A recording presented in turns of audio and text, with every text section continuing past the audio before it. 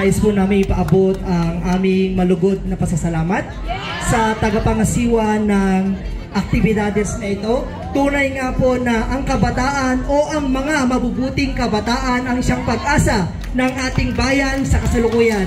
Kaya naman ay patuloy po natin silang hubugin ayon sa kanilang kakayahan upang sa gayon, pagsapit ng takdang panahon ay sila mamumuno para sa atin at tungo sa kaunlad ng ating bansang Pilipinas. Muli, isang mapagpalang araw sa ating lahat, nagmula sa paaralan ng Pine City National High School, Senior High.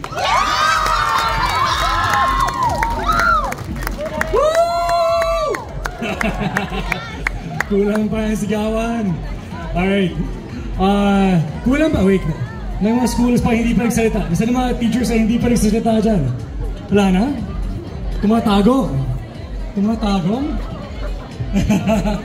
Kaya may mga nakaturo yata sa direction ito. Sabi nila dito daw pumunta. Ito, dito tayo. Wala na kayong choice, ma'am. Ngayon ba, gumalang kanya tayo amin? Bago!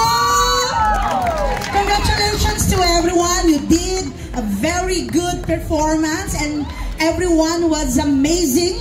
And congratulations. Continue showcasing what youth can offer to our society. Be the pag-asa ng bayan, kabataan. Thank you. Woo! Let's go. Irisan National High School, Junior High School. Yeah! Nice. Meron ba? Mga teachers, dyan. May mga teachers na nandito hindi nag-perform yung school nila.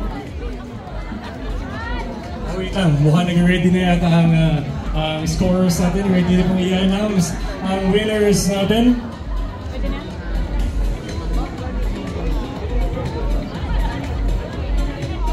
And don't worry, by the way, sa pinapasabi sa akin, because we do have two major prizes.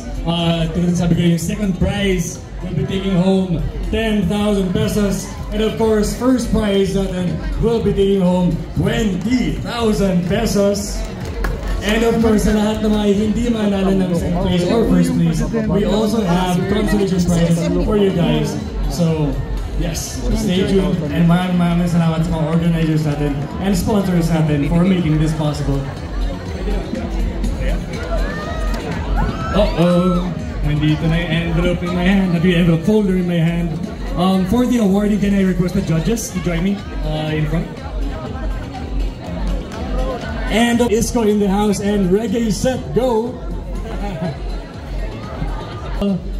Awarding natin or yung inauguration natin ng mga winners natin, alright? So meron pa tayong mas malaking celebration para sa inyo next week, alright? First things sa atin yung mga scores at hindi na tayo kabataan na nandito, sana nakinig kayo doon sa presentation ng ating mga estudyante dahil ito ay tugmang-tugma para sa inyong lahat. Naiyak ako sa lahat ng mga presentations nila and I hope really it touched you as it did touch me. Thank you. Ngayon, ang ating mga kabataan, kaya naman, ini-invite ko kayo that we will be having in celebration of the National Heritage Month next month, right? So, meron kaming dance contest, no? Pero syempre, hindi yung modern dance, okay? So, we will be posting sa aming Facebook page, Baguio City Public Library, at syempre, lalabas naman doon yung creativity rin ninyo. So, dapat alam din ninyong sumayaw ng ating mga folk dances. O, diba? So, yun naman ang mas maganda dito. Sige, dito na lang natin gawin. Okay, sige. One Sunday next month. Yes, sige. Siyempre, may cash prize yon, no? Okay, so, congratulations to all of you. Sana lahat kayo manalo. But then, of course, in every contest, talagang may nananalo. Okay, so, yun lang. Nakakapagpagbagdamdamin, no? At napakalalim at